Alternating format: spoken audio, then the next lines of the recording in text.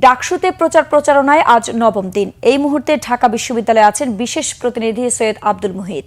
সরাসরি যুক্ত হচ্ছি তার সঙ্গে। মুহিত, ছাত্রীকে ধর্ষণের হুমকি দেয়া আলী হোসেনকে ঢাকা বিশ্ববিদ্যালয় থেকে বহিষ্কার করা হয়েছে, এ বিষয়ে আর কি তথ্য আছে আপনার কাছে? আজকে ক্যাম্পাসের পরিস্থিতি কেমন দেখছেন?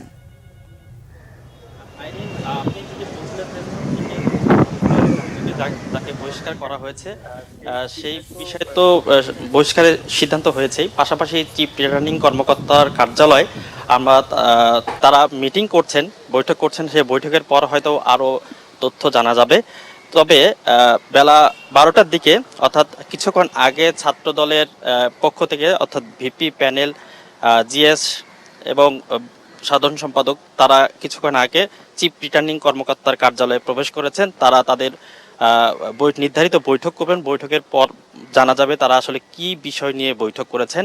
এর আগে আপনাকে জানিয়ে রাখি যে আগামী 9 সেপ্টেম্বর ডাকসু নির্বাচন হবে। সেই নির্বাচনটি হবে কিনা সেটি নির্ধারণ করছে উচ্চ আদালতের সিদ্ধান্তের উপর। তা সত্ত্বেও ডাকসু নির্বাচনে প্রায় 28টি পদে 471 জন পদপ্রার্থী রয়েছেন। তারা কিন্তু দিনভর রাত প্রচারণা চালিয়ে যাচ্ছেন। দিনের শুরুতেই সকাল থেকেই তারা তাদের প্রচারণা শুরু করেছেন। আপনি জানেন যে ঢাকা বিশ্ববিদ্যালয়ের শিক্ষা কার্যক্রম শুরু হয় সকাল 8টা থেকেই। তো কৌশল হিসেবে যারা পদপ্রার্থী ডাকসু নির্বাচনে, তারা সকাল থেকেই তাদের প্রচারণার যে কার্যক্রম সেটি 8টার আগে থেকেই শুরু করেছেন।